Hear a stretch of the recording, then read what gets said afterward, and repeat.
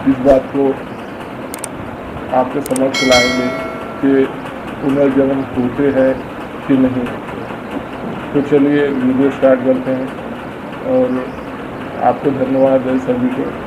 मेरे वीडियो को लाइक करिए और सब्सक्राइब करिए, और सब्सक्राइब करने के साथ ही बेल आइकन को दबा दीजिए ताकि मेरे आने वाले अगले वीडियो आपके पास तुरंत पहुंच जाए। धन्यवाद। चलिए हम वीडियो स्टार्ट करते हैं और जानकारी लेते हैं। पुनर्जन्म सृष्टि का नियम है जो कुरान में भी है।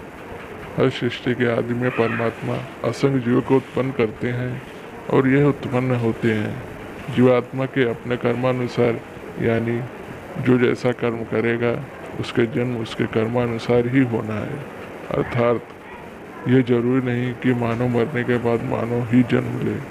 उसके जन्म जन्मांतरों के कर्मानुसार उसे जिस योनि का उसका कर्म है उसी योनि में ही जन्म लेना है, चाहे पशु पक्षी में, कीट पतंग में या फिर लता वृक्ष में।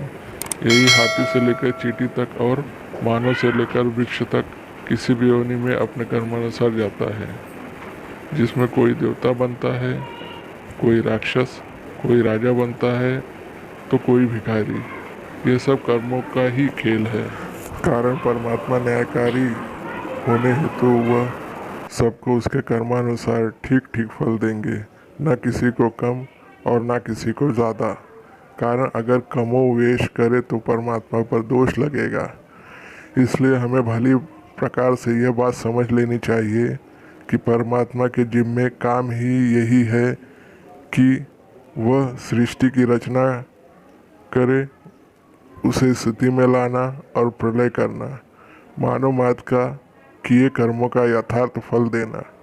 मानव के जन्म, आयु, जाति और भोग ये सब परमात्मा के ही कार्य है। यह कोई मानव नहीं कर सकता। मानव को उसके कर्मानुसार उसे जन्म मिलता है। जो जैसा कर्म किया वह उसी योनि में उसे भोगना पड़ेगा। कोई सुअर योनि वाला काम करे और कोई बंदर योनि, कोई हाथी, कोई चींटी योनि वाला काम किया, उसको परमात्मा उसी योनि में भेजते हैं। इससे पुनर्जन्म का और परमात्मा के न्याय व्यवस्था को भी दर्शाता है। जैसा कोई अंधा, लंगड़ा, बहरा, गूंगा, अपाहिज और कोई भिखारी व कोई राजा जन्म लेता है। वेद में आया है, अवश्य में भुक्तव्यम कीर्तम कर्मम शुभाशुभम। अवश्य है भोगना अपने किए हुए कर्मों का फल, शुभ हो या अशुभ। यही है वैदिक मान्यता। इस बात को कुरान वाले ने भी लिया है। देखिए आपके स्क्रीन पर आ रहा होगा, वो उर्दू अरबी में है, पर उसका अनुवाद है मेरे पास, मैं उसको आपको बता देता हूँ। तुम अल्लाह के साथ कैसे कुफ्र करते हो, हालांकि तुम मुर्दा थे, उसने तुम्हें ज़िंदा किया, फिर तुम्हें मार डालेगा, फिर तुम्हें ज़िंदा करेगा, फिर उसी के तरफ लौटाओ जाओगे। कौन कहता है पुनर्जन्म नहीं होता? ये कुरान वाले भले ही ना माने, किंतु मैंने यह आपके सामने एक कुरान से ही प्रमाण रखा है कि पुनर्जन्म होता है। अब माने न माने उन लोगों की मर्जी है, किंतु कुछ बात कुरान की वैदिक मान्यता से हटकर है। जैसा अल्लाह को गुस्सा आना, मनमानी किसी को रोजे दे देना आदि। दूसरी बात है कि अल्लाह जिन पर गजब करेंगे वो सुअर और बंदर बना देंगे। ये बनाकर रखा कहाँ जाएगा?